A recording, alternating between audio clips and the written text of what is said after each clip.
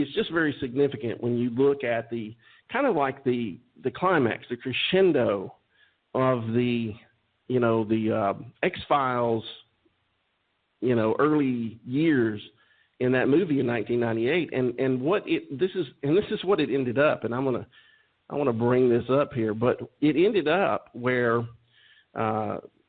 Scully and Mulder were investigating a weird something that happened in Texas, and long story short, anyway, they end up getting pulled off of that, and then Scully gets pulled off the case, and then Mulder finds out Scully's been taken to Antarctica, and so he gets to Antarctica, and long story short, they discover there in Antarctica. Now, this is in 1998, right? X-Files movie. They discover there's bases under the ice, military bases, alien bases. There's a laboratory there. There's, an entire situation going on of contact between the human race and an alien race. And then, of course, as he's pulling Scully out of this underground base in Antarctica, this huge hole begins to open up.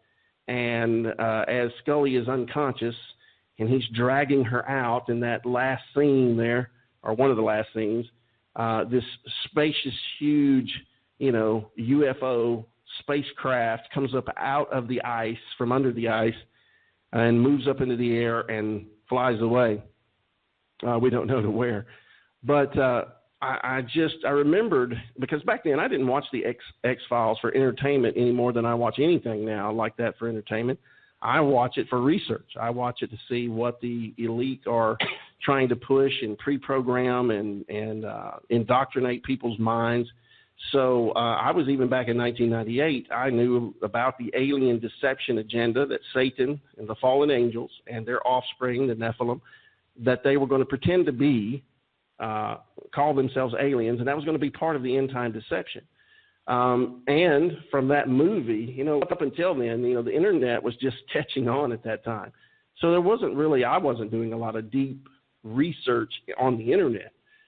But the connection to Antarctica really wasn't out there for a lot of people to know. I mean, I think some people knew about the Nazis and their connection to Antarctica, but still that's probably about where it went, just a little bit of knowledge. But now the information is out there about how all of this is connected.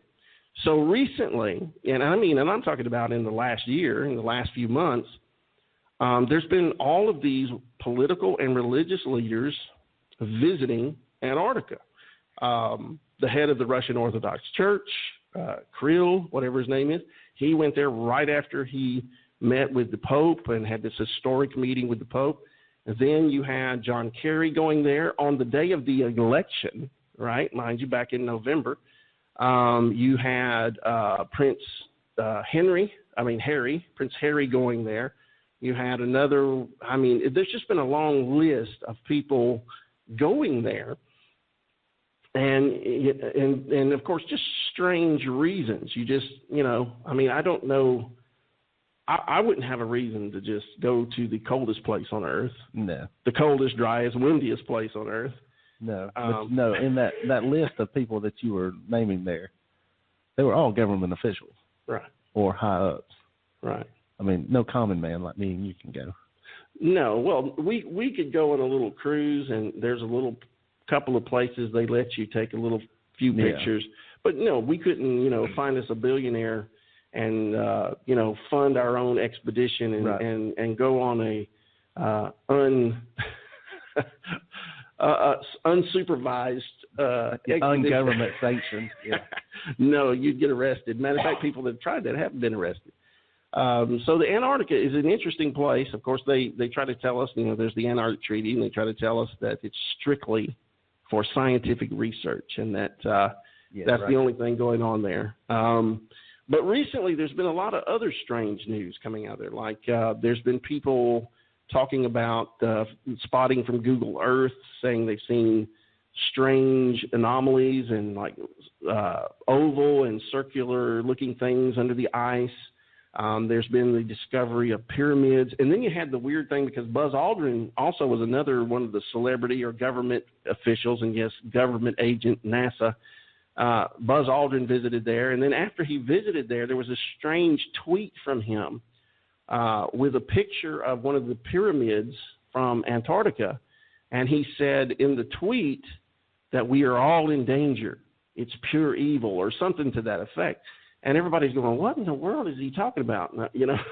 Yeah, but that tweet didn't stay up long before it was yanked down. Right, down. then it was yanked down, and then it was denied that it was. But, of course, some people screen captured that one and go, what is he talking about? But I will say this. Of course, I want everyone out there watching us tonight on Facebook Live, if you're listening live, if you're listening to this later on after the fact, I want you to know that this church, this pastor does not believe in aliens from other planets. I do not believe in extraterrestrials that are going to travel here from other terra firma, alleged terra firma out in the galaxies far, far away in spaceships because they have advanced technology. I don't believe any of that, okay? I do believe, though, however, that there are other entities that interact with human beings and have been for a long time. And again, Satan, the fallen angels, and the demons and their offspring, and that this entire thing about aliens, ETs, the Ancient Alien series, the idea that aliens seeded mankind here, all of these things, all of these theories and ideas, they go back to mankind having interaction, fellowship, inner workings with the fallen angels. We go all the way back to the book of Genesis. We see the first interaction after God creates Adam and Eve. What do we see? Satan uses a serpent and enters that and tempts Eve to disobey God. So we see the first interaction there with an other type of entity that's not human. But we know from God's Word, we know from the Bible, and we know from, come on, folks, from history. You know, I look at some of this stuff and I go, I don't know how people can say they don't believe in Satan and demons. Good gracious, especially Christians. I don't see how you can just act like this is kind of a fairy tale or whatever, but I've spent the last 30 years, in an active deliverance ministry having to confront people coming out of very dark occultic practices, even hardcore Satanism, New Age movement, occult techniques and practices, and have had to cast out many, many demons. So I can tell you and I can attest to you that I have witnessed the reality of Satan, the fallen angels, and the demons just in confronting people that have opened doors to them and allowed Satan to get strongholds in them and the demons in them. And I've cast them out, and I've seen some crazy things, man. I've seen people picked up in the air and thrown across the room by some unseen forces. I've had little 15-year-old girls talk like monsters, like with guttural male voices coming out of them. I've seen things that freak some people out. I know the devil's real. I know Satan is real. I know demons are real. And I know the Nephilim are real. This is a real thing. And again, shouldn't be surprised to any of us because God revealed all of these things in the Bible thousands of years ago. These are not secrets. But see, what's happening is we're coming on through now these generations of people who are rebelling and resisting and putting God's word to the side, choosing not to believe it, not to read it, not to accept it. But see, these things are still realities. Satan, he's still a reality. Demons are still realities. The paranormal world, the spiritual realm, these things still operate. So what people have to do, if they're not going to take God Almighty, the Creator, if they're not going to take His definition and His description and His truth about these things, then they're going to have to come up with other ideas, other stories to try to make sense of this crazy world we live in, a reality we live in. So, again, it's not strange to people who understand that the supernatural world is real. So we believe that. So when we say tonight, when I say we're going to talk about Antarctica, aliens, and the Antichrist, again, I'm not talking about, when I use the term alien, I'm just using that because that's what the world is using now. They've turned demons and fallen angels into aliens to try to justify basically worshiping them and basically seeking them out and desiring contact with them and desiring intimacy with them You know, and I shared in a sermon not too long ago Katy Perry's song E.T., talking about having sex with them. She says, what are you an alien? Are you a demon? Are you a devil? What are you? You know, but you're extraterrestrial, right? I was just going to say that's kind of how Area 51 got started, was all these occult practices and stuff they were doing in that specific place. Werner von Braun and I don't remember all the players in that, but they were all kind of connected in to those people that were doing all that. Right. Well, you know, what's his name? Jack Parsons of Jet Propulsion Laboratory. Yeah, he was directly involved with Aleister Crowley, L. Ron Hubbard, and the others that were there that created I don't know, I can't remember what it's called, but it's what the song Hotel California was all about. The beginning, really, of the church, the institution of Satanism out in California. But Jack Parsons was deeply involved with it. And that's what we're going to talk about. Also, Werner von Braun was not with them per se at that time. Yeah. Because he was still an SS officer in the Nazi party. But you're going to find out tonight, where hopefully I'll be able to cover this, that von Braun, where he got his ideas and the Nazis, there really is a connection between all of this outer space stuff, all of these beliefs that we can travel to other planets and other galaxies and all of this.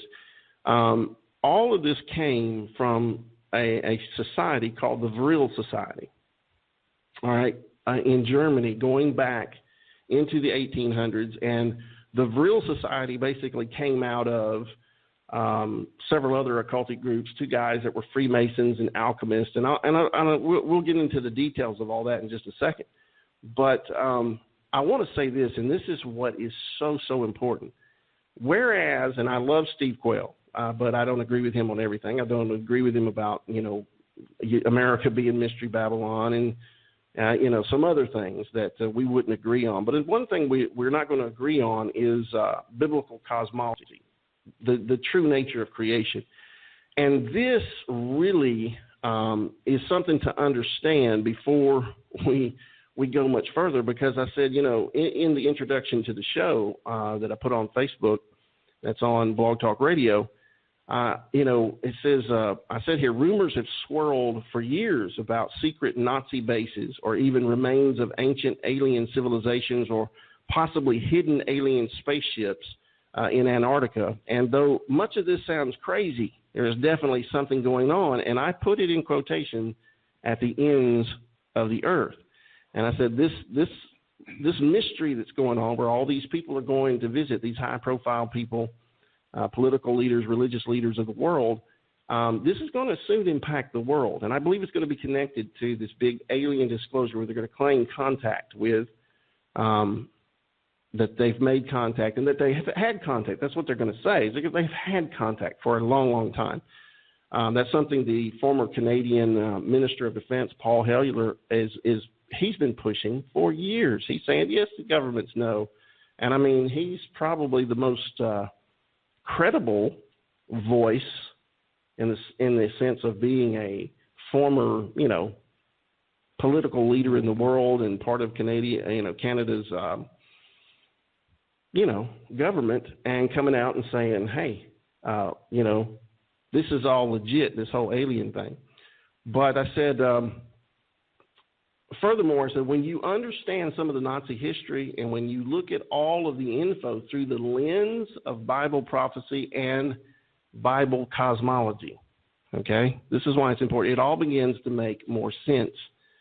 And with the world inching towards World War III, with what's going on between right now the U.S. and North Korea, China, as I was just praying about this today and seeking what to do, I just saw the scenarios kind of all merging together, because, we saw from like episodes or TV shows like V, like Contact, like some of the others, that the, Childhood's End in that novel by Arthur C. Clarke, and then, of course, the TV show, what it was all about was basically that the aliens would come back to save us from ourselves. that mankind would be at the point of destroying themselves, and that they would come back and basically take over, but appoint a leader from among us. And because of this, them being from other worlds and, being the superior race and superior technology and all this, that mankind would finally unite and join up and accept the leader that they wanted to appoint. So that's where you're going to get the Antichrist, because they're going to pick the man that's going to be their one. And what's interesting is the book of Daniel, chapter 11, it talks about in the King James the things that he will do in secret with a strange God that his fathers have not known. What's interesting about that is if you look up the words in the Hebrew, it says what he will do in secret with an alien God. But you think about it, if it's one his fathers have not known. So this is something new that Satan's going to present behind the scenes. And don't get me wrong, I know some people, again, some of you out there listening, some of you watching, listening tonight, you think this is crazy, but I'm telling you, if I have any discernment whatsoever, or just simple logic or deductive reasoning, I can see where Satan has been pushing this agenda, both in the media, movies, comic books, cartoons, television shows, within NASA, all these astronauts claiming to have seen UFOs or made contact with aliens. I mean, from Mitchell to the, several of the other ones, Aldrin, and the different ones have, it's funny, right? If this is all so classified that these astronauts can leak this information and they didn't go to jail, right? Right. So it tells me they wanted it leaked, right? Because it gives it gives NASA and the government plausible deniability. Oh, no, we're not sanctioning this. But, yeah, you're not arresting them either for divulging classified information. Right. So, obviously, you want them to do it. And why do you want them to do it? Why do you want this information? In fact, just a few weeks ago, I was compiling all the different NASA people, former astronauts, mission people, so on down the line, who have been on record to say that they believe in extraterrestrials, aliens, UFOs, that they've seen things like this. And so let me just say at the outset here, as this is kind of a long introduction, that NASA is part of the end-time deception. And that is something you need to understand. Again, just a little amount of research. If you still believe that we landed on the moon, again, we got a long way to go with you. If you still believe that, it doesn't take much research. I remember the first. I remember when I saw a funny thing happen on the way to the moon for the first time. I laughed. I laughed because it's so silly. I mean, it's so obvious. They're busted on so many different points. And then you start delving deeper, like the books, We Never Went to the Moon, NASA Mooned America. I mean, you start doing any amount of research, and especially into the technology that we had, the very claims that they made. There's no way we went to the moon. We didn't go to the moon. It didn't happen. So why do they lie? Why did they lie about that, all that, and can they be trusted?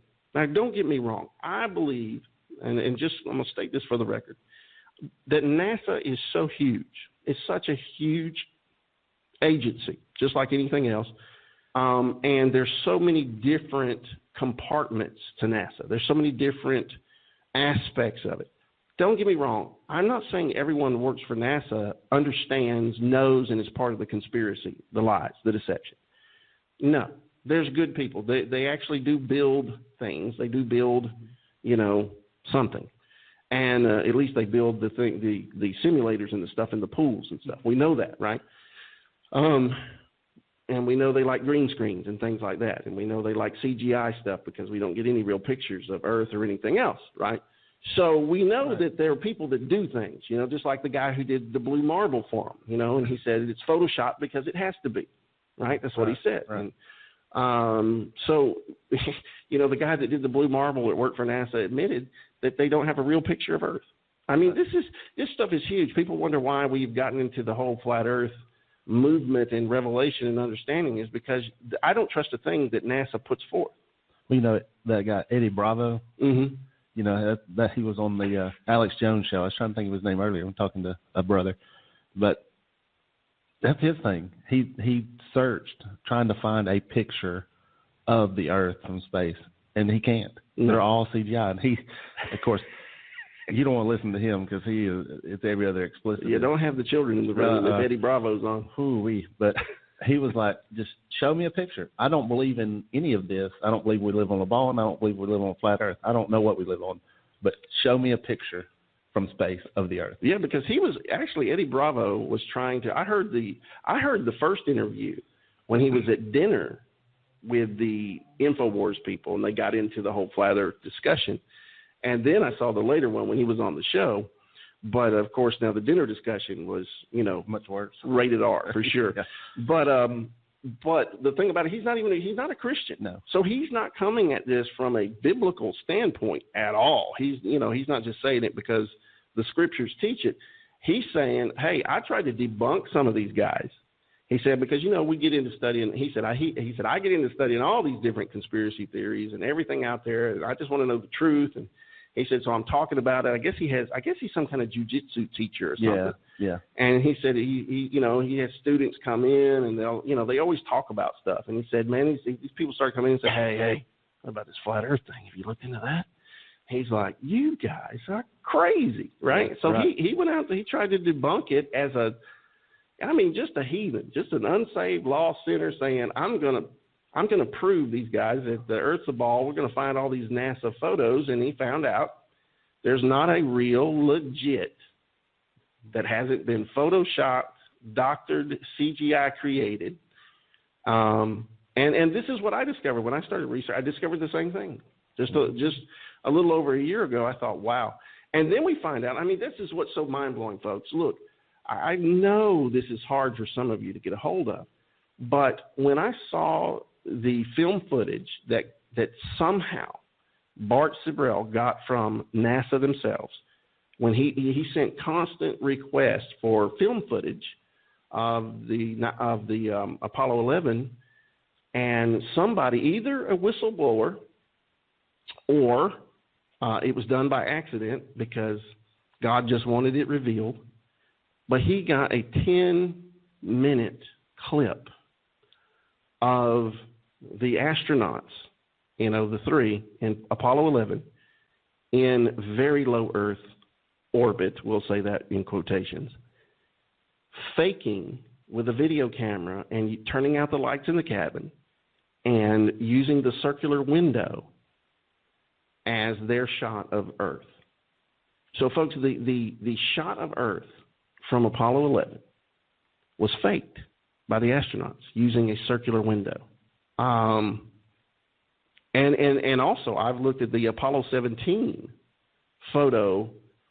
They did the same thing because if somebody real smart took the photo and allegedly, of course, where the sun was allegedly shining on the Earth, and they showed where at that time of day when that photo was taken, what should have been lit up and what wasn't. So even that was manipulated, probably in the same fashion that Apollo 11 crew deceived. And then you find out, of course, once you find out that these guys were Freemasons, almost every single one of them, the early astronauts, then it begins to all come much clearer picture. But let's back up before NASA, right? Because, and let me just say this, the Bible does teach a flat Earth, no question about it, covered by a crystalline glass-like, molten glass-like dome. Outer space is not a vacuum. Above that dome are the waters that God said the Bible says were there at creation and are still there. Right upon that dome, the Bible tells us, the book of Ezekiel and other places, that is the very throne of God sits upon that. Talks about in Revelation the sea of glass. I mean, I'm going to do a sermon. I've got the PowerPoint almost completely done. It's called The Dome, the Throne, and Skyfall, and about the whole flat earth issue and the second coming of Jesus, and how, these descriptors of creation in the Bible cannot be metaphors, because if they are, then you're going to have to do the same thing with everything surrounds the second coming of Jesus Christ. Right. And then a few weeks ago, I went through the proper hermeneutics, the laws of biblical interpretation, and showed how you cannot take the things of the Bible descriptors of creation, heaven and earth, and everything that he said, and turn it into metaphors, or you have to do it with everything else. And Jesus said the stars would fall from heaven. Don't tell me he didn't understand what stars were. Right. Neil deGrasse Tyson and NASA boys, they tell us these stars are massive suns, bigger than our sun, and all this stuff. And if one of those fell to the earth would be destroyed. So, see, folks, I'm telling you, Christians, you got a big problem. If you want to believe NASA and the Bible, you can't do it. You can't do it. You will hate one and love the other. Okay? So, see, I'm going to tell you right now, I love the Word of God, and I hate NASA because they lie. I hate liars. All right? And if you want to trust a government agency, God bless you. I hope you make it. But I'm not. Never again. Never again will I trust any government agency of any nation to tell the truth, the whole truth, and nothing but the truth. The only truth we have is what's in this Bible and what we can go out and test and prove for ourselves. Yeah, that's right. And just so if you're a new listener tonight, or you're new, I'm going to tell you what. We didn't just take this just from Scripture either, this whole flat earth thing.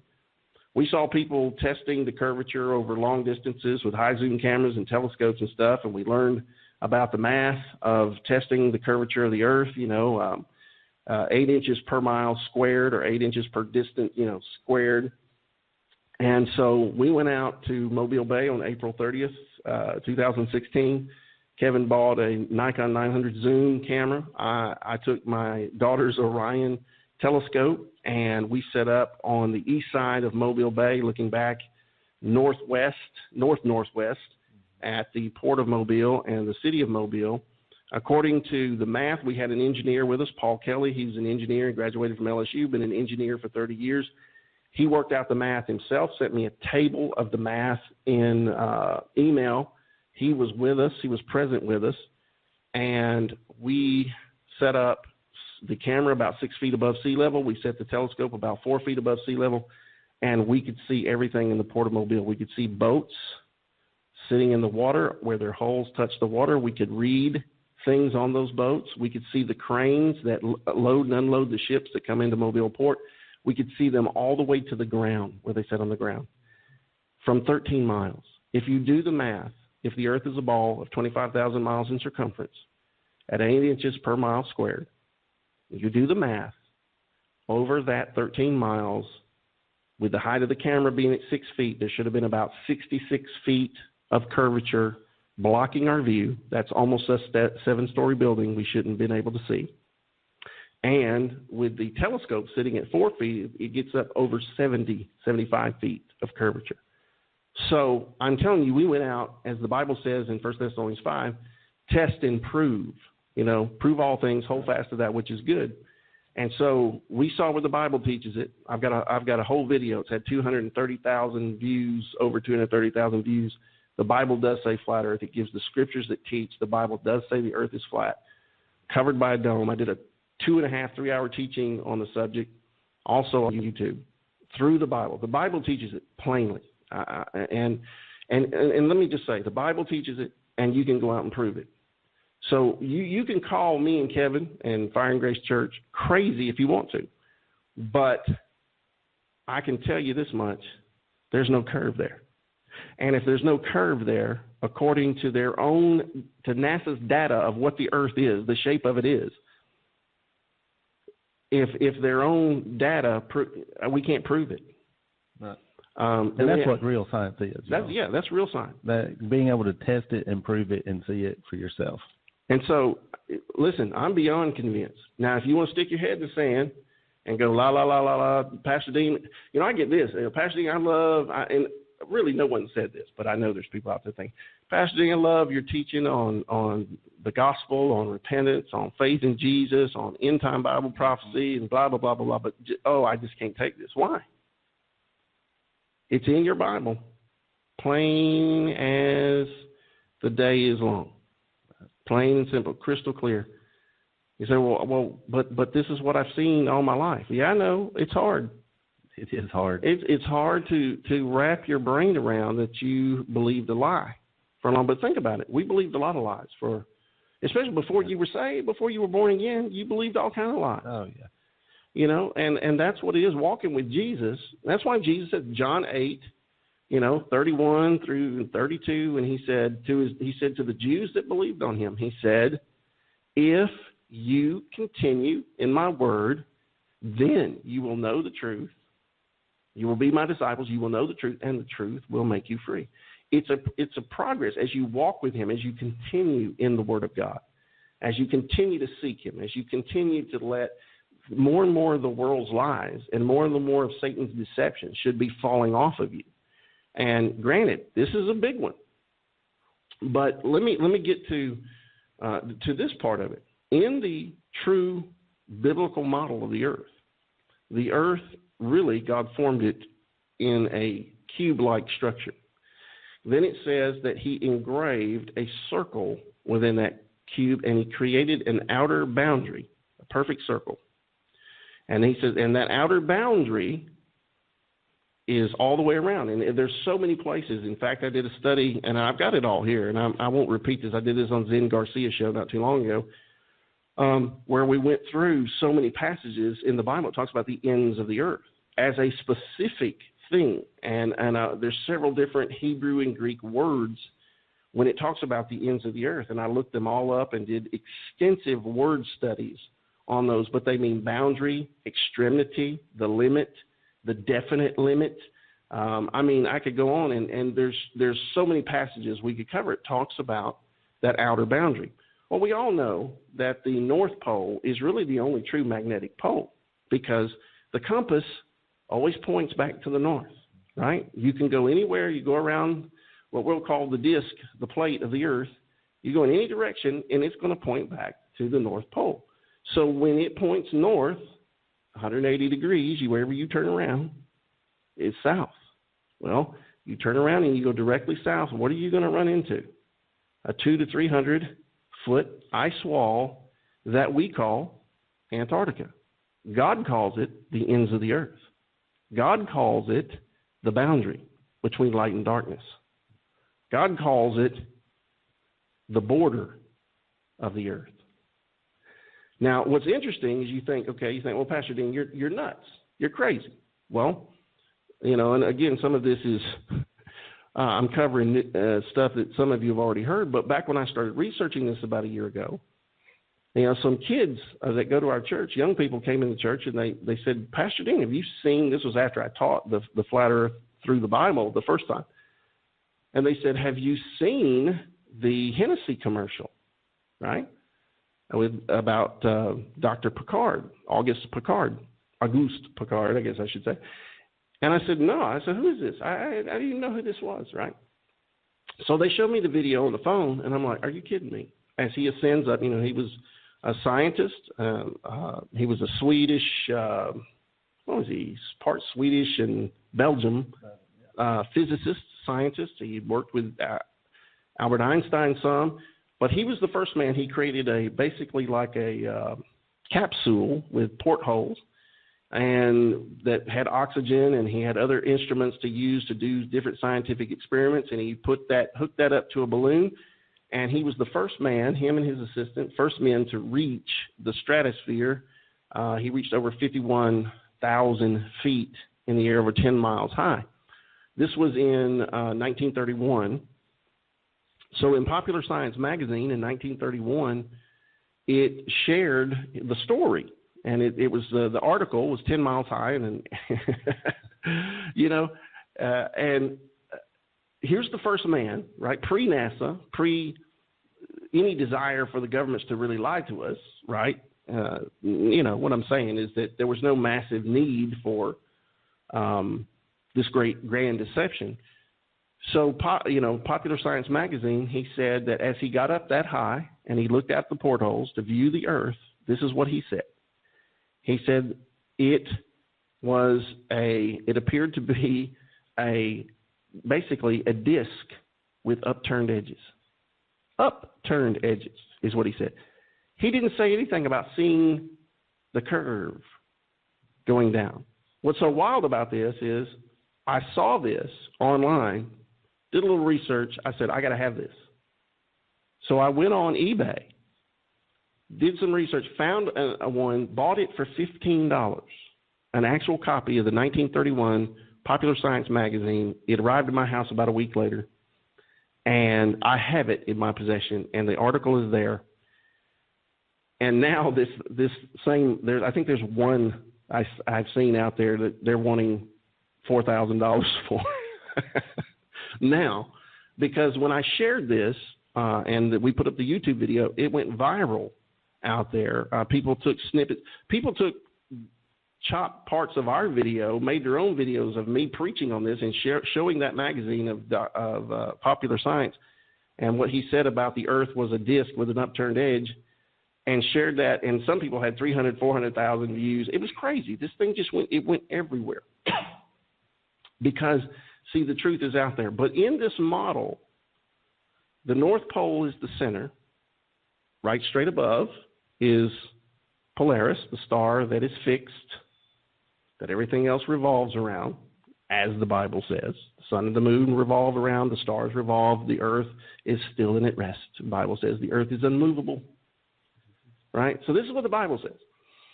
So anyway, you have that. You have the earth covered by the dome. It comes down and meets the earth somewhere beyond, just beyond that ice wall. We don't know how far. I think the governments of the world know how far it goes. But anyway, it comes down and meets the earth. And God talks about it. All of this is in the Bible. I mean, if you want, you go to dnodal.org and just pull up the article I did, God's flat earth and the firmament of his power. All the scriptures there, all the word, Greek and Hebrew words, it's all there. dnodal.org, God's flat earth and the firmament of his power. I can't cover it all, but the Bible's very clear that this outer boundary, this ice wall that we call Antarctica, that goes all the way around us, is the ends of the earth. It's a literal place. And people will say, well, why don't I fall off? Well, you're not going to fall off. And that's why, in 1947, when Admiral Byrd took an entire, naval fleet down there, they called it Operation High Jump. Why? Because they had to find a way to get up on top of that massive 200-300-foot ice wall. And in fact, if you look up even the ball Earth geography teaches that Antarctica is the highest place on the earth. It's the windiest place on the earth. It's the coldest place on the earth. And it's interesting because the Bible talks about the ends of the earth being the place where the treasuries of God's winds are. Now think about when that was written in Jeremiah and some of these other passages, and you realize that these guys had supernatural prophetic knowledge from God about a place they hadn't even been, and now we know a little bit about it, but we know that the Bible described the ends of the earth very specifically, as did the book of Enoch. So once you realize this, now, and here's where it gets wild, because I believe the book of Enoch is legit, okay? We did a whole show on that, whole 2 hours on it. I'm not going to recover all that, but the book of Enoch is quoted word for word. Almost half the book of Jude in the Bible, in our New Testament, is the book of Enoch, word for word, taken from chapter 1 of Enoch. Enoch was found in the Dead Sea Scrolls, so I believe Enoch is legit, okay? Are we having any questions or anybody? All right. So anyway, you can go to chapter 18 of the book of Enoch, and here's what's interesting. I'm going to read this.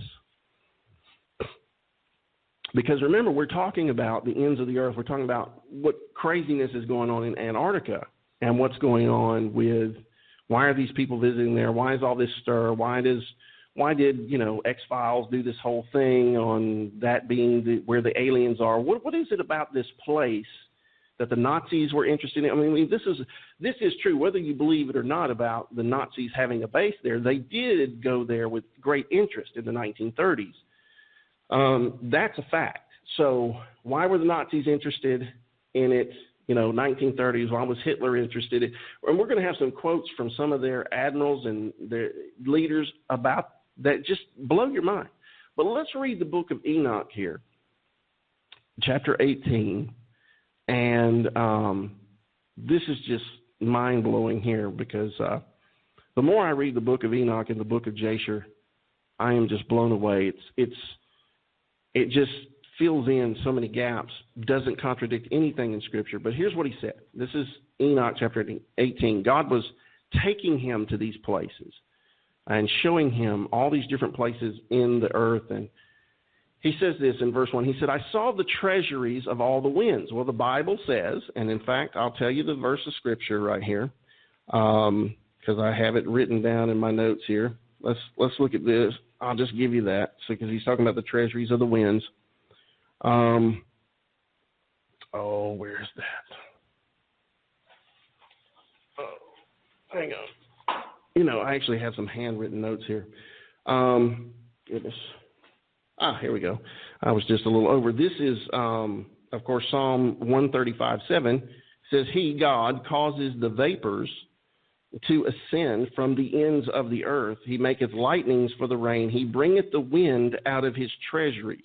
Now, the word treasury means it's a storehouse or the main place of the winds, right? He tells us that this main place of the winds is in the ends of the earth, right? This is not the only verse that tells us that. It also repeats that in Jeremiah as well. So here Enoch says, I saw the treasuries of all the winds, right?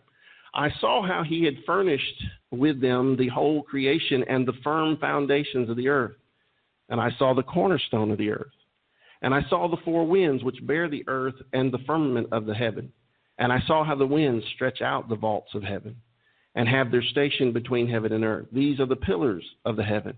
And I saw the winds of heaven, which turn and bring the circumference of the sun and all the stars to their setting. And he said, I see this wind that makes the sun and the moon and the stars move. I mean, he's telling you how it all works, that they move, not the earth.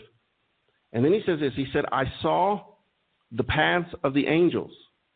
And then he says this, I saw at the end of the earth. Where would that be? The treasury of the winds, the ends of the earth, the boundary, the extremity. This would be Antarctica. So he's saying, I was at Antarctica. I saw the place of the treasury of the winds. And he said, I saw the path of the angels. I saw at the end of the earth the firmament of the heaven above. And I proceeded and saw a place which burns day and night, where there are 7 mountains. This is interesting because I recently discovered, of course, there's a time in Antarctica where, right, there's no night, right? So what he's saying there, I saw a place where there's no nighttime, which day and night. He said a place that burns day and night where there are 7 mountains. Mount Vincent is in Antarctica is a place with 7 mountains. Yes, it's quite interesting. But anyway, he goes on to say, and we're going to go down here, and he talks about these different mountains. And I could read all of this. And he starts talking about he saw them. I believe God was revealing some things to him. But here's where it gets interesting. Verse 10 of chapter 8, he said, and beyond these mountains, speaking there in Antarctica at the end of the earth, he said, and beyond these mountains is a region, the end of the great earth, the end of the great earth. There the heavens were completed. Now listen to what verse 11 says. He says, and I saw a deep abyss with columns of heavenly fire. And among them I saw columns of fire fall, which were beyond measure alike toward the height and towards the depth. And beyond that abyss, listen to this, I saw a place which had no firmament of heaven above and no firmly founded earth beneath it. There was no water upon it. There was no birds, but it was a waste and horrible place. I saw there 7 stars like great burning mountains. And to me, when I inquired regarding them, the angel said, this place is the end of heaven and earth. wait a minute now, how do we have an end on a sphere? How do we have an end if space, there is no end? How do we have an end? And he says, this place is the end of heaven and earth. This has become, now listen to what he says. So he's talking about a place that has an abyss of great depth, that has fire. Oh, what's this sounding like? What's this sounding like to you, Kim? Sounding like hell to me. Sounds like maybe the gate to hell. Yeah. Right? And then he says this. He says, this place is the end of heaven and earth, and this has become a prison for the stars and the host of heaven. This is a reference to the angels. And the stars which roll over the fire are they that have transgressed the commandment of the Lord in the beginning of their rising, and they did not come forth at their appointed times. And he was wroth with them and bound them till the time when their guilt should be consummated, even for 10,000 years. Meaning, there would be a time they would be let loose. Now, we have in the Scriptures talk of, in the book of Revelation, chapter 9, when an abyss is opened, and all of these locust-like creatures, and we've talked about this before, or spirit, come out of this abyss. And then we have another says where the ones bound in the great river Euphrates come out, right? So we have the precedent in the Scriptures, in the Bible, talking about a release from this abyss. Okay? What I'm getting at here is, why are the elites obsessed with the ends of the earth, which is Antarctica? Why were the Nazis, who we know were, and I'm going to prove it in a second, we're going to cover the deep-seated, the real society, the deep-seated Satanism and occultism that ruled the Nazis. Why are these people who were so in tune with Satan, with the fallen angels, with occultism, why were they all obsessed with Antarctica or the ends of the earth? Because they found the abyss. What's interesting, I just saw a clip from the movie Moana, right? The new Disney movie Moana, right? They go down into the abyss to get help. To get help? Yes. Oh, me. Yes. Don't tell me they're not. I'm telling you right now, they are brainwashing. Everybody's so focused. Listen to me. Everybody's so focused on CERN. And don't get me wrong. CERN, I believe, the reason they're trying to develop CERN is they're trying to define a subatomic particle more powerful than splitting the atom, or something they can use to fight Jesus Christ when he returns. They're trying to find a powerful weapon. And yes, according to some of the CERN people, they're trying to open a portal to another dimension. I know all that. I've looked into all that, studied all that, and yes, the actual people of CERN. But I think it's almost more, they're more concerned with the ends of the earth, Antarctica, because they've discovered underneath the ice the open ways, the gates of hell. Remember, Jesus spoke about this. When Jesus, in Matthew chapter 16, when he spoke, he said, and what's interesting, Jesus stood at the foot of Mount Hermon when he spoke these words to his disciples. When he said in Matthew 16, whom do men say that I am? And they said, some say you're Jeremiah, one of the prophets. You're John the Baptist, come back from the dead.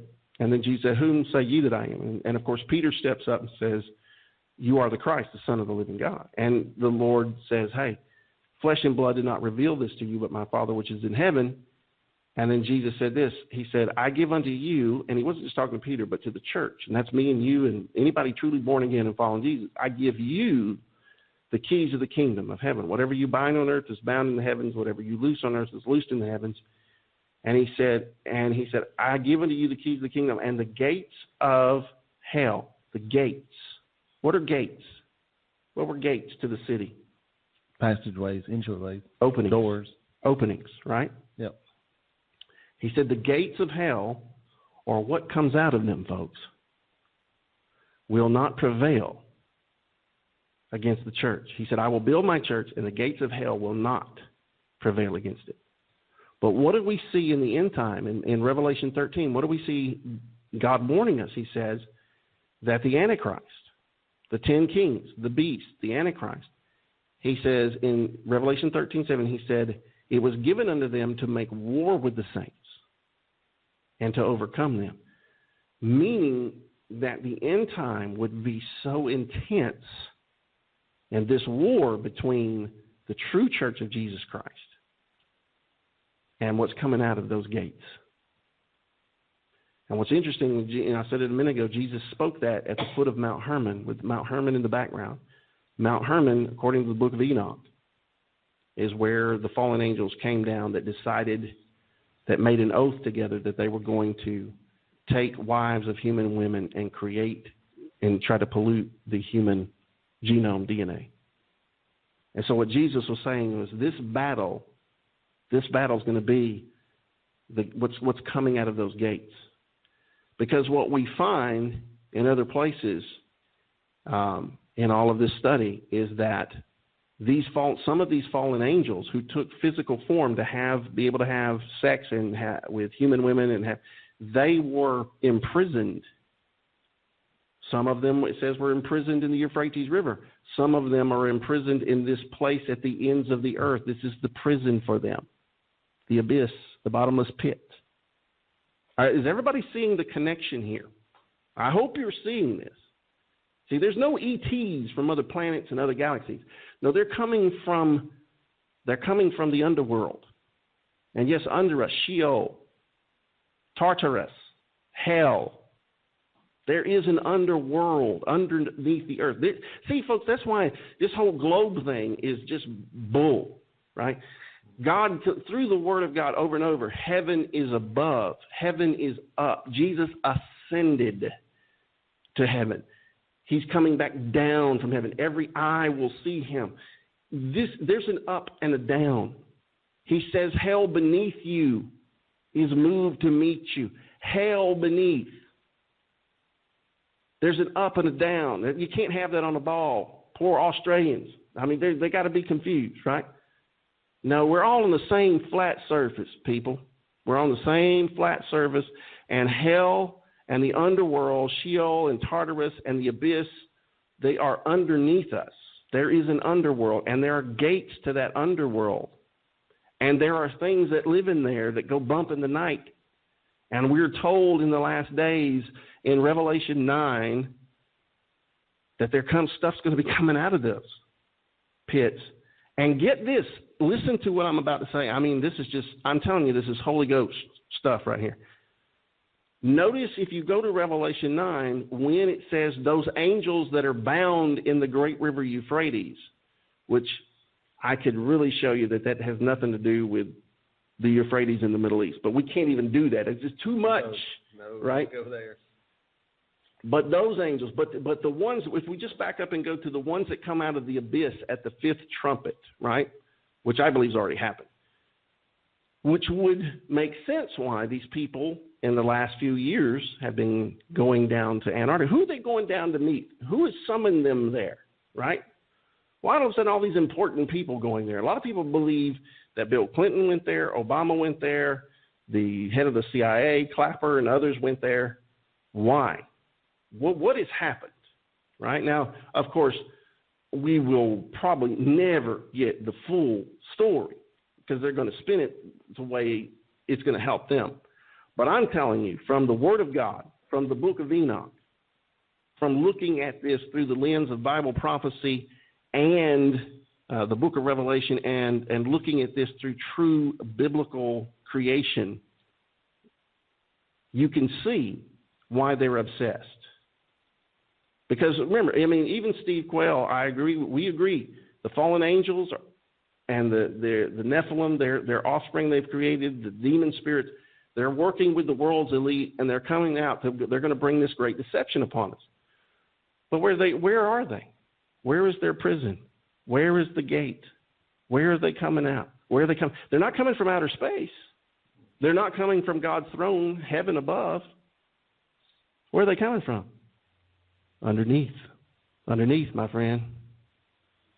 Listen, we're going to take a quick break, and when we come back, and please don't, Don't miss the second part of this, because you begin to see how the Nazis, NASA, they're all connected together for this great deception. You're going to see the occult connections. I mean, even the stuff going back to the late 1800s and what was going on in the early 1900s in Germany, you're going to see how it even connects to the Pizzagate, Pedogate stuff that's going on now. So stay with us. We'll be right. Technology we're fooling with. I guess we have to. CIA keeps listening in. I'm sure they are tonight. And we welcome all of them too.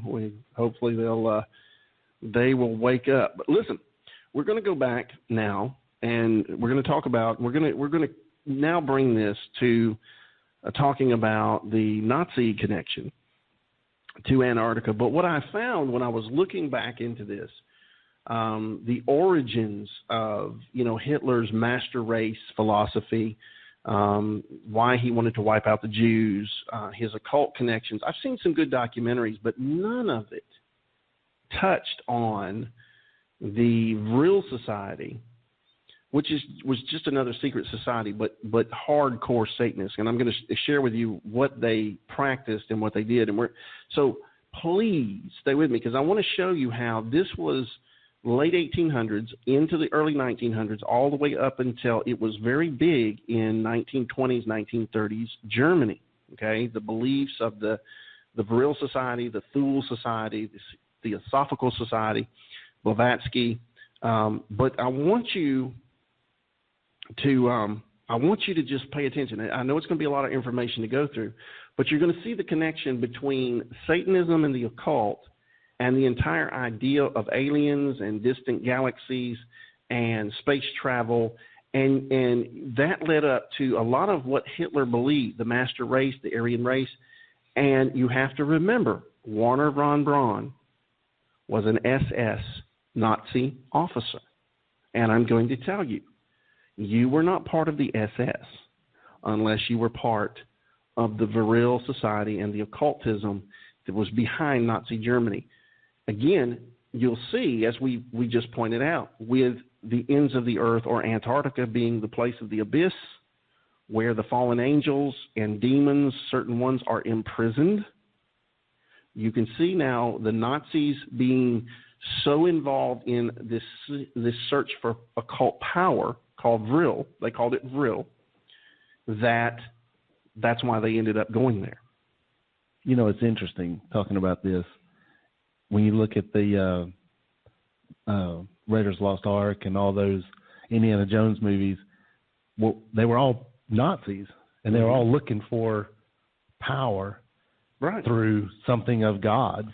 Well, see, that right there, the Indiana Jones stuff about the Nazis going to different places in the world and looking for religious artifacts that were powerful and stuff, that's what they were looking for. They believed in this power called Vril, V-R-I-L, that existed in certain things and certain people, and they were hunting for it. So all of that was true.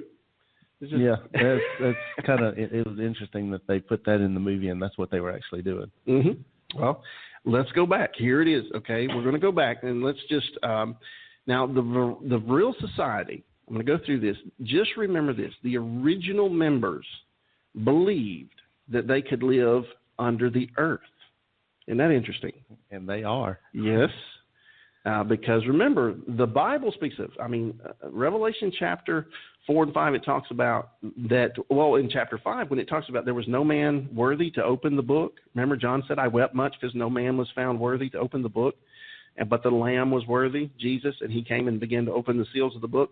Well, he says, no man in heaven, earth, or under the earth. We're told by the Bible that people live under the earth, not just the fallen angels.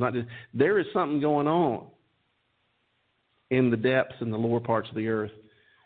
That's a whole different series. But I wanted you to know the Vril Society, this secret society, satanic in nature. You're going to see human sacrifice and everything. This society in Germany, back in these days, they believed that they could live under the Earth's surface and fly to distant stars. So this was a belief, a lie, deception that Satan gave this secret society many, many years ago. And again, we're talking about late 1800s, early 1900s time period. And really, a lot of them got the ideas of this. This was kind of some of their ideas from a fictional book called The Coming Race that was published in 1871. They also got some of their ideas from Helena Blavatsky, otherwise known as, the woman who started the Lucifer magazine, the woman who said that Lucifer was God, right? So the Vril Society has its roots in The Coming Race, 1871, and Helen Blavatsky. But here's some of the things. Let me just give you some of the things that the Vril Society believed. First of all, they believed their power was a mysterious substance called Vril. All right? And they also believed that they would harness this power and they would eventually take over the world. Okay? We know Hitler tried to do that, didn't he? Yeah. Right? And he almost succeeded. Number 3, Vril gained high ranks in the German power structure in the 1930s. I mean, they had senior members in the Nazi army, Hermann Göring, Heinrich Himmler, Hitler, to name just a few. I mean, they gained these people in their group before they fully ascended to power. They believed that they were able to summon the power of Vril, and to summon this power, they believed the best way to summon Vril. Now, folks, before I get into this part, if there's children in the room listening, either turn it off or send them to go play in their room, okay? Because this is what they believe. So I'm going to give you 5 seconds. 5, 4, 3, 2, 1. Been warned. Okay. To summon the power of Vril, they believe, they held orgies and human sacrifice. They practiced Eastern meditation techniques. They used sex magic. They would trade sex partners, wives and husbands, so basically swingers. They believed that they got the most power of Vril from sacrificing a young child. Okay? This gave them more power, and also having sex with that child. So you can see, going back into the early 1900s, that this deep satanic, Luciferian, occult, secret societies pretty much all are about the same thing. Eastern meditative techniques, human sacrifice, sexual perversion, orgies, molesting kids, and also sacrificing human beings, and especially young children. They believe that they got the most power, from the most real power. So this is clearly, you can tell that they're getting their power from Vril here. Now, after the first World War I, many intelligent not intelligent, I should say illegitimate and orphaned children lived in Bavaria. Now, this thing Vril started in a little Bavarian town, and Andrea tried to help us. It's Oberu. How did you say? Oberu Berchtesgaden was the town that the Vril Society was founded in 1918. But they said during this, the World War I period, that many illegitimate children and orphan children lived in Bavaria and started disappearing. And legend had it that the Vril of a child was the most powerful, and they were seen as being gateways between the astral and material world. They were the ideal victims of the Vril Society. So this is pure hardcore Satanism there's no other way around it. This concept came from the book that I mentioned earlier, The Coming Race, by Boer Lytton, 1871. In the book, he describes an underground race, the Vrilians, and they had complete mastery of the Vril force. Now, it was pure science fiction, but it captured an audience and made them firm believers. The main character falls into a crack and finds a rare subterranean and superhuman beings with the superpower of real. So under the earth is where you're going to find this superhuman, supernatural race of people who've captured this, right? So that's kind of your basics there. Also, they said that these subterranean people would come up and they would destroy mankind. You know, I'm thinking about your first convert in this when you're talking about this and what she revealed to you. Yeah, my first convert, and Kevin's referring to the Satanist young lady that got saved, and they tried to kill her, tried to kill me, and we went through this whole ordeal. But one of the things that she told me, we were reading Genesis 6 one day. We were having a little Bible study, small group of us. I've shared this many times, but if you're new, she came out of hardcore Satanism. She came out of generational Satanism. It was in her family. And she said that we were reading Genesis 6, and we got there to the point of the fallen angels, the sons of God, having sex with the daughters of men and creating the race of giants. And she goes, you know those are still in existence. You know they're still here. And I said, really? And she said, yeah, they will be brought out at the tribulation. He said, but she's told me, she said, they're kept underground. This is what she told me. In 1987, long before the internet, long before I was a brand new rededicated Christian at 19 years old, right? And so God has been putting these pieces to the puzzle together for a long time. But you see now, I mean, we're going back, you see how Satan was setting mankind up. But anyway, it says these people, the real society believed that these subterranean people that would come from the underworld would destroy mankind. So now, I mean, think about it. This is 1918. And what's happening now? All the elites of the world are running to Antarctica, to the ends of the earth, where Enoch says the abyss is. Okay. Anyway, it goes on. Most sources say the real society was founded in 1918 in that little Bavarian town I mentioned. It was a vacation place and later became the county seat, or the country retreat, I should say. I'm getting all my words all messed up, of Adolf Hitler. So Adolf Hitler actually made this his little retreat town, which tells you something, right? Wow. The two founders of the real society, Rudolf van Sabbatendorf, I believe, had a very he was very active in the occult movement. He was a Freemason, an alchemist. He was a founder of the Thule Society with a belief in a mythical society. He was joined by a guy named Dietrich Eckart, very anti-Semitic and close friend of Hitler from 1918 to 1923. Eckart believed that he was paving the way for Germany's own savior. He was a mad scientist who spent most of his time in and out of mental institutions and called himself John the Baptist, but John the Baptist of Satan's side, right? Now, I know It gets crazy, right? But let's just keep going with this, right? So you've got this crazy stuff going on, and these are just notes that I've been taking. These two men were joined by two women. Okay, and they started the real society. Two men. They were joined by two women. One of these women was a medium, was a witch, right? She was already a gifted medium, a fortune teller with a familiar spirit, right? And one of them predicted the new German Messiah, who she named as Adolf Hitler, right? All right. So anyway, one particular Nazi who was Martin Bormann. Remember that name, mind you, Martin Bormann. He was chief of the Nazi Party, and he was the most evil real member.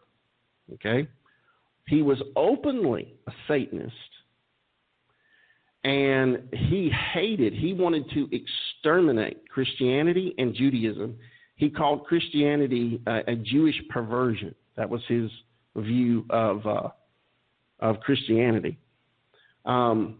They said Hitler was in real and that he was known as a very, very dark person. Hitler used everything in real as a means to an end. He believed in the occult forces. Before World War I in Vienna, Hitler met Vance von Lieberfeld, and this man thought Hitler was, a natural medium. So he recognized and discerned the demonic power that was already in Hitler, right? This guy, Lieberfeld, he was obsessed with the Aryan race philosophy, and he published a magazine called Astara with racial ramblings and occult philosophy, and Hitler was an avid reader of Astara. So this is where Hitler got his ideas, and in these magazines from this Lieberfeld, Ostara is where this guy was putting forth that the Jews should be exterminated. So Hitler was reading this, loved to read this, and this is where it all began to get planted in his head. We've got to rid the world of the Jews. So I believe so the Bible prophecy couldn't be fulfilled of the restoration of Israel, right? And also to wipe out Christianity. That was the goal, right, of these guys in the real society and around Hitler. Now, again, the origin of all of this goes back to Helen Blavatsky. So they were all into what she was putting out in 1875, leading up to all this. Now, listen to this. Helen Blavatsky pushed the belief in her magazine, in the Theosophical Society. She pushed a belief in the superior Aryan race from her travels in Tibet. She combined religion and science. Her writings had anti-Semitic notions that fueled others. Helena's ancient Aryans were not the same as Hitler's. Her teaching from the secret doctrine were more powerful in Germany than anywhere else. So Blavatsky's teachings in the secret that Lucifer was God, that we must get rid of the Jews, there's a superior race of Aryans who really are superhuman, right? We've got to find them. This all came from Blavatsky, right? Satanist. A woman who said Lucifer is God in her book, The Secret Doctrine. All right, so all of this, right? So the Nazis followed Blavatsky's footsteps to Tibet. We know there was a Nazi mission to Tibet, right, to try to find this power of real. And they believed that in Tibet they wanted to find the underground Aryans, this underground race of people. So they went to Tibet looking, but they didn't find them there. But what did they come back with from Tibet? The swastika, right? The swastika. So that's where they got that symbol. Now, the swastika, by the 1920s, the symbol was taken over by the Nazis. But Asian culture, the symbol, the swastika, was for good luck. But the Freemasons took it and made it the Norse symbol for Thor. It was the Norse symbol for Thor. So Hitler turned the swastika, though, to the left, right? To the right, they said was good luck. To the left was destructive, right? So then you go on and you look at Himmler, basically his right-hand man, right? Final solution guy, Heinrich Himmler. And you look at him, and he had a castle filled with these occult symbols. He said this North Tower, they had the sun or the wheel, what they call the wheel of the black sun, which is where they believe this power came from, right? And I believe it, man, the place looks like a black mass crypt is what it looks like. It's still there, though, and it still has the symbols and the stuff there. I looked up some pictures of it. But listen to this. Within this group, real, you want to see some satanic beliefs that's trickled into our society. In the real society, women were superior to men. Where do we see that? Right? Women were superior to men. Women were looked at as better channels of occult power. And the women mediums claim to be, now listen to this. This is where it gets wild. So these women come in, these mediums come in. These women are exalted as women are better than men, right? Now, we know Satan is again, it's not better than. God put an order, man, then women. I mean, that's just the way it is. Satan's always trying to reverse that, right? That order within the family, within the church, all this stuff, right? So it says these women mediums who were channels of occult power claimed to begin to receive messages from other galaxies far, far away, right? A book from 1823 called Voyagers to the Sun and the Moon and Other Planets were written by a female medium of that time. So the two real mediums claim to be communicating with an interstellar civilization in Aldebaran. This is from 1930, right? 1930 blueprints from Vril for flying saucers were also taught to be the vehicles for intergalactic travel. Hear what I'm saying, folks. This whole thing about entities from other galaxies, the phenomena of UFOs, it's real. It's real phenomena. But it's demonic manifestations. It's demonic lying signs and wonders happening in the heaven, in the skies. All came from the Vril Society. Okay? These are the people who inspired Hitler, Boring. All right, now, Bormann. Now, let's look at this. Now, listen to this. So then you come to back to Martin Bormann, right? We mentioned him a minute ago, didn't we? Right? Chief of the Nazi Party. You come back to him.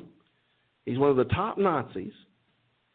After the war, he escapes to South America.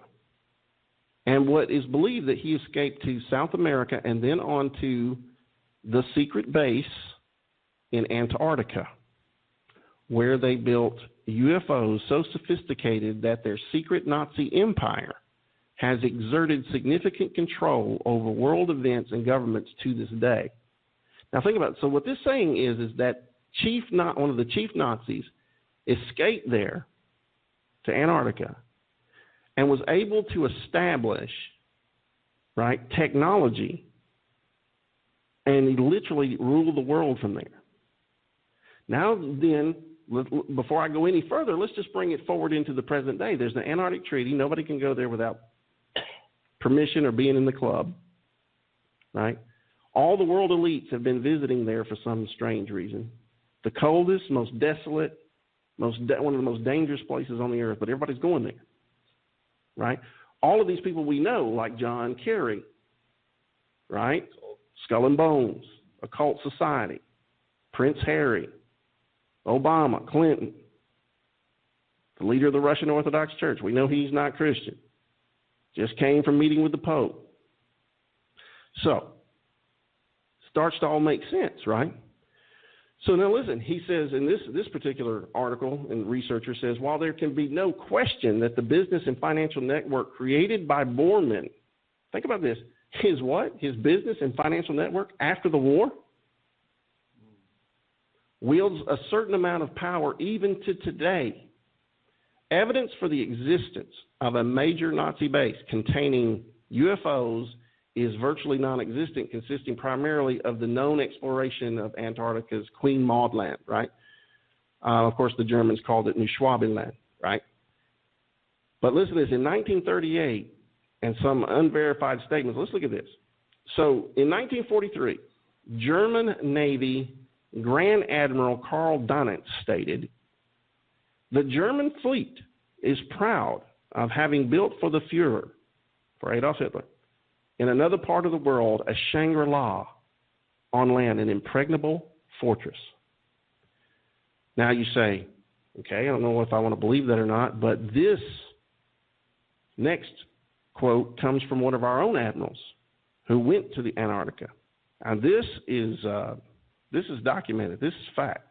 He says, and it was reported here that U.S. Admiral Richard Byrd, upon his return from an expedition to Antarctica in 1947, stated it was, quote, necessary for the USA to take defensive actions against enemy air fighters, which come from what he called the polar regions, and that America could be attacked by fighters that are able to fly from one pole to the other with incredible speed. So he's identifying some kind of UFO, supernatural, beyond our ability, technology, whether it's technology or it's just demonic manifestation. I mean, we can go all the way back that I believe that the fallen angels, we go back to the, the Hindu Vimanas, or whatever they talked about, flying flying machines back thousands of years ago. So don't get me wrong. I don't doubt that Satan and his fallen angels could do a lot of things, even way, way, way back when. But when you look at this, and then of course let's jump back to, so we're in 1947. Everybody, pretty much most people know about Operation High Jump and everything. Well, it was said that they had, basically we sent a war fleet down there, and that there was a battle, that Admiral Byrd, basically, we had a battle down there and we lost. Now, when you have a battle, what do you have after that? Usually you sit down and have an agreement of how we're going to work things out. Antarctic Treaty, maybe? What I'm saying is I believe that there's something going on there very significant that is going to be revealed here before long. I mean, we're running out of time tonight. We got a little bit of time. But think about this. Now, let's go back here. We need to get in von Braun here, okay? So you look at what was influencing the top leadership of the Nazi Party, the Vril Society, the occult philosophies of these men, these early Freemasons and alchemists, these mediums, these witches, these women, and Helen Blavatsky.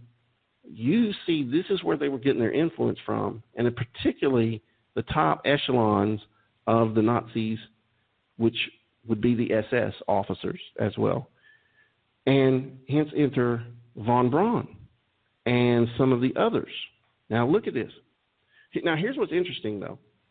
Now at the time, U.S. Secretary of Defense, and I'll get back to von Braun in just a second, but U.S. Secretary of Defense James Forcell, he's the one that sent 4,500 troops and 3 armadas down to Antarctica in 1947, Operation High Jump. Now get this, when he comes back, when Byrd comes back and testifies of this stuff, that they were in a battle and that they were facing technology and things that they hadn't seen before, this guy starts talking about it. James Forcell, U.S. Secretary of Defense, he starts talking about it. He starts talking too much about it. So then they pick him up and put him in Bethesda Medical Center, right? I lived in D.C. I know exactly where it is. They put him in Bethesda. So his family wanted him released. They were holding him, right?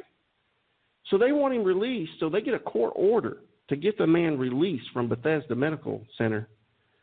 The day before he's released, he falls to his death. The suicide note wasn't in his handwriting, and there were scratches all over the alleged window where he was thrown out of. Okay?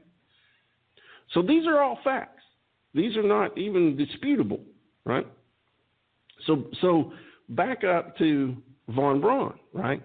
So von Braun's an SS officer. So then at the end of the war, World War II, you have Operation Paperclip. What does Operation Paperclip do? Operation Paperclip, CIA, government officials change a lot of the documentation we had on a lot of these Nazi officers, these SS officers that were part of the concentration camps, the medical experiments on humans. I mean, we're talking about the worst of the worst. These Nazi scientists, doctors, were brought over here, and they started NASA. Folks, I'm sorry. You say, well, wait a minute now, von Braun claimed to be a Christian. You know what? So did Hitler. Anybody will claim to be a Christian when it suits their deceptive plans, or they're trying to deceive somebody, or they want you to think that, or they're just trying to make Christianity look stupid. I don't believe von Braun was a Christian at all. And, now they're trying to put out like he was trying to warn us of the secret space program about the aliens and all this. No.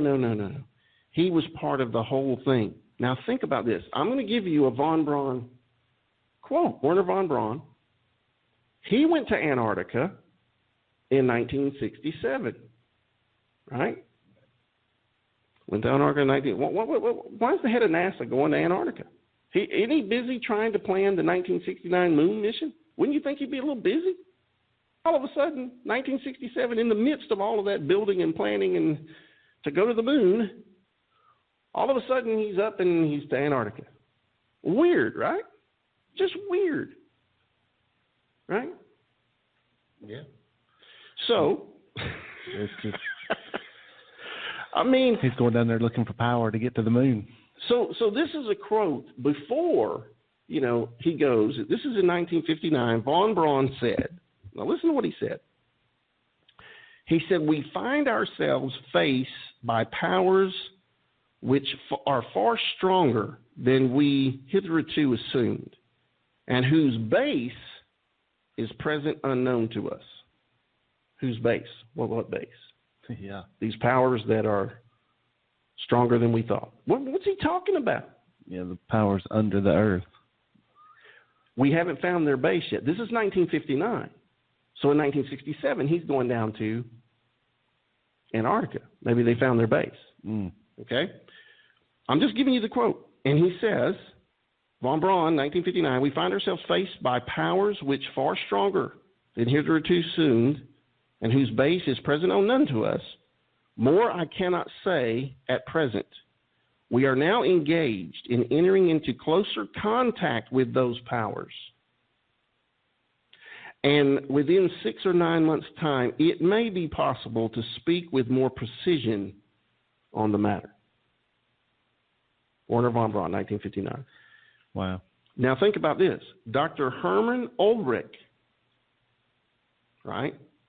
This is one of the pioneers of Adolf Hitler's V-2 rocket system, working alongside von Braun in Germany, said this.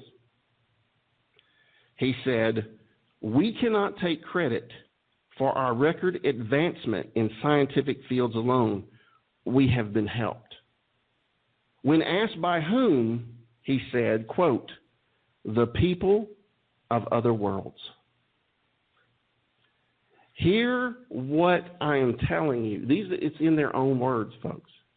These SS Nazi officers, Ulbricht, von Braun, the others in Operation Paperclip, who came over by permission of the U.S. government, I believe, because they knew they couldn't defeat them. So the old saying, if you can't beat them, join them. Well, wait a minute. We defeated Germany, did we? Did we? The Bush family, Prescott Bush, was funding the Germans. Did he ever go to jail?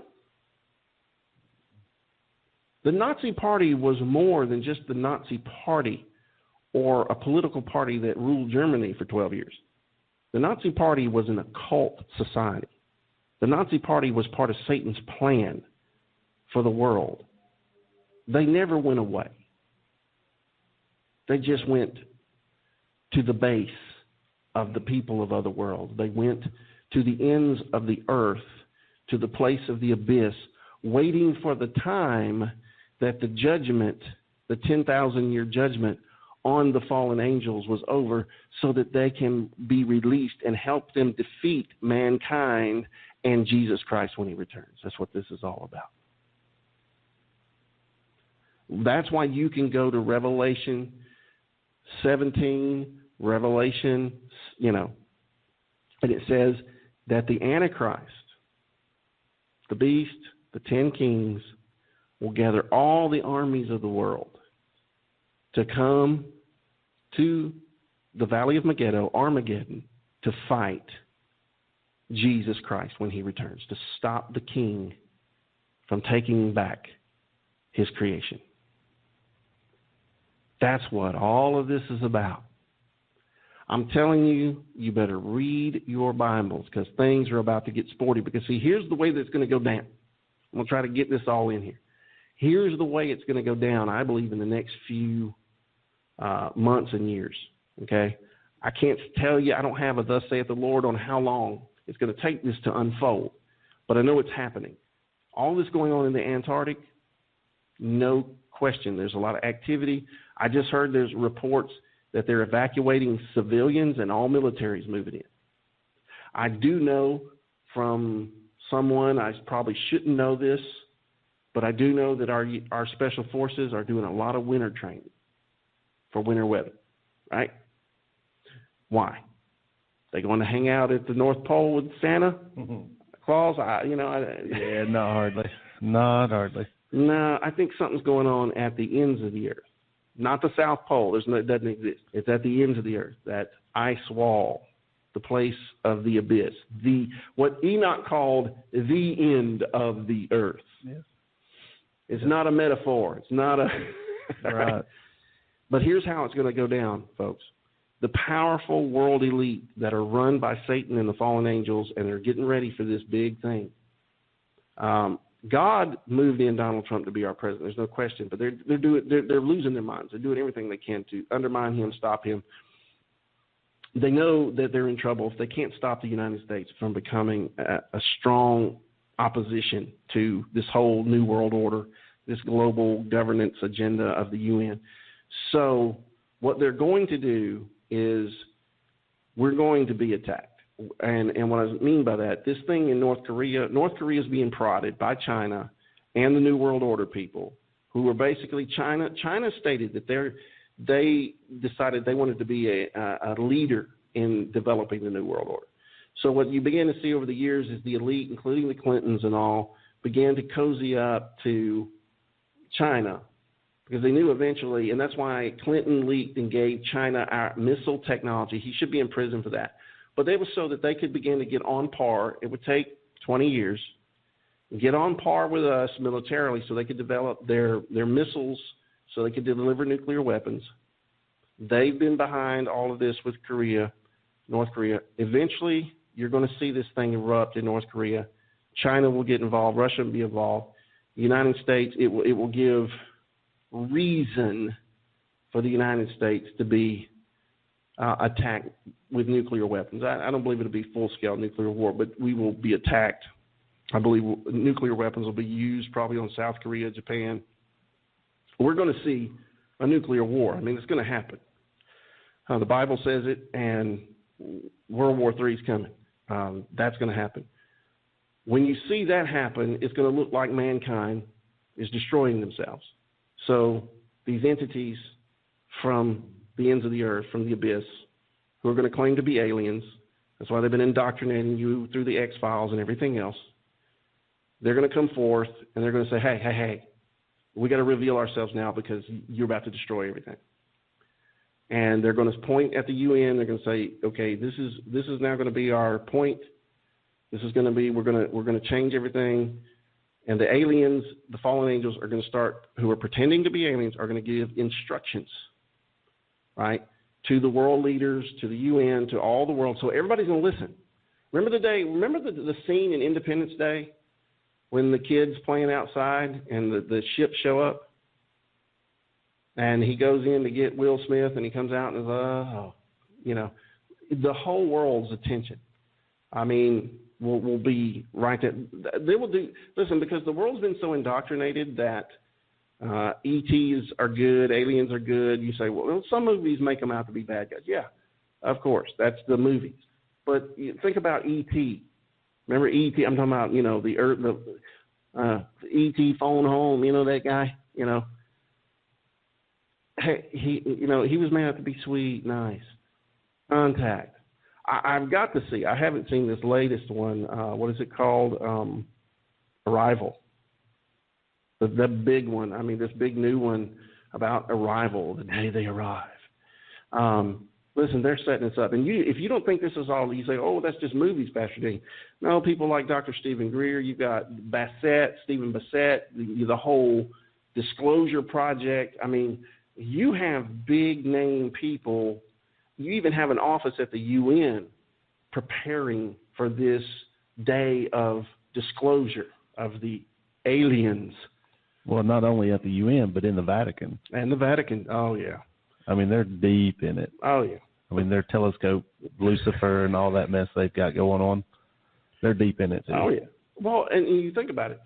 The beast, there's the woman that rides the beast. That's the Vatican. Right. And then you have the beast, which is the UN, and when it becomes, and then you're going to have the man rise up.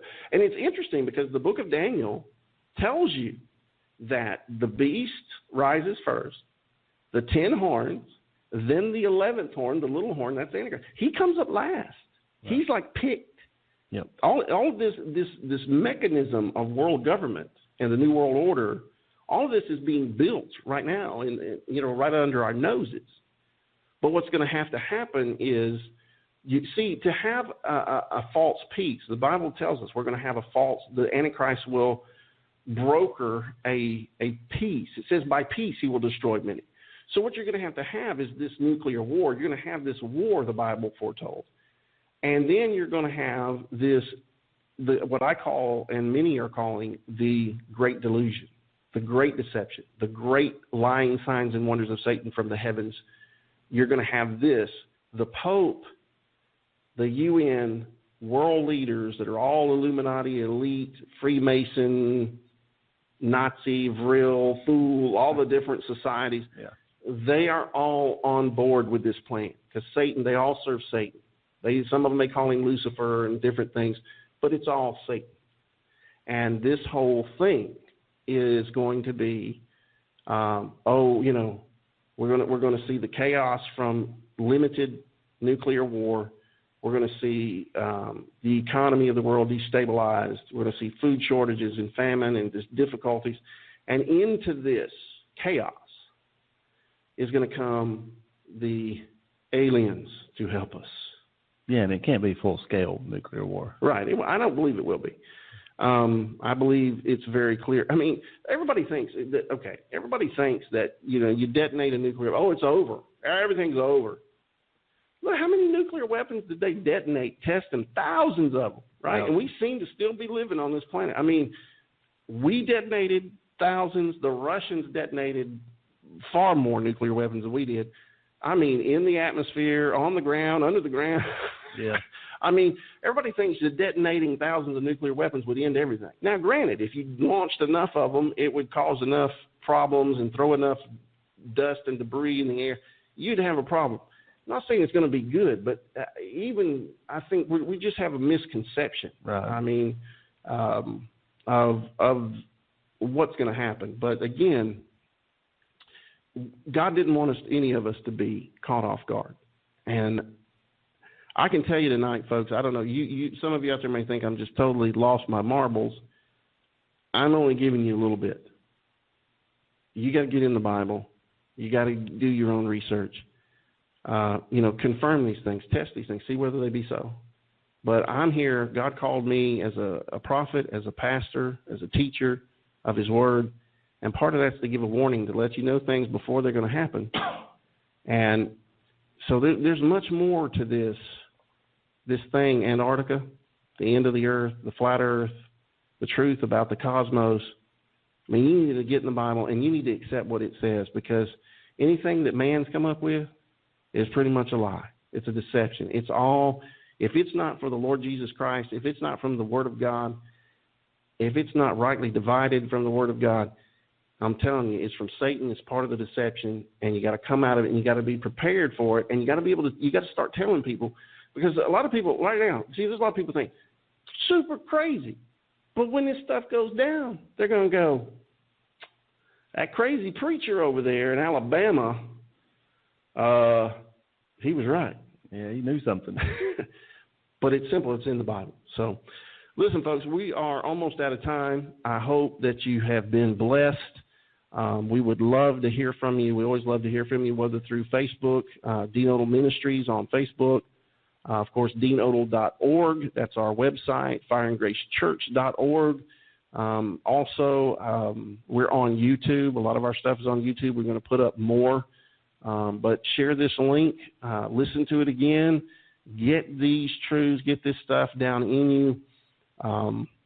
We are in the last days, and Jesus is coming. But before he comes, there's going to be a lot of things happening, and we're not getting raptured out of here before this stuff happens. I don't believe in a pre-tribulation rapture. That is not biblical.